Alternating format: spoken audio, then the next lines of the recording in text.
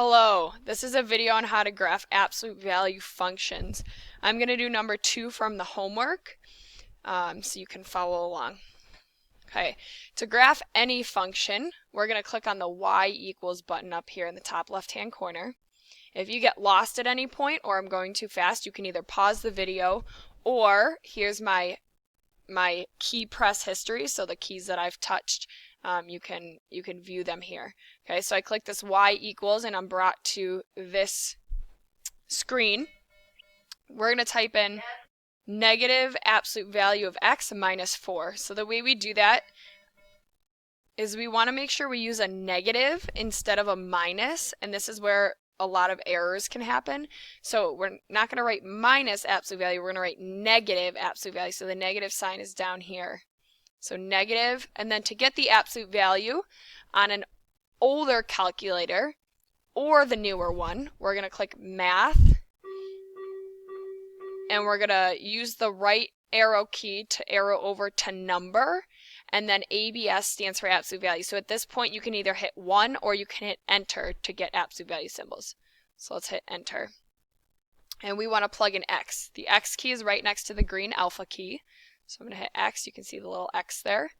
And now our cursor is inside the absolute value symbols. We want to get to the outside, so we're going to hit this right arrow over, and now we're outside of the absolute value symbols. And we want minus 4, so I'm going to use the subtraction key, minus 4. Now that we have our function, notice you can tell the difference between a negative sign and a minus sign. They are different. We can graph the function and see what it looks like. So I can hit graph. Okay, I updated this so you can see all of this at once. Okay, there we go.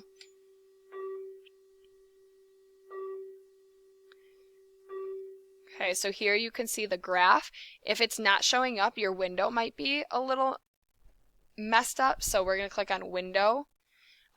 Notice our x goes from negative 10 to 10 and our y goes from negative 10 to 10. It looked like our graph was a little farther down on the y-axis, so we can go down to y minimum. If we wanted to, we can change it to negative 20 or whatever we want, and we can hit graph, and now you can kind of see more of the graph. Otherwise, if you want a standard window from negative 10 to 10 in both directions, we're going to click on zoom, and then we're going to click on 6 to get a standard window. Okay. That's just one way. If you're like, oh, I don't know where my graph is, that would be one way to try to fix that. So now we can go to our table of values by clicking second table. So you see how table is in blue here. We click the second blue button. So if I click this graph key, it's going to give me the table.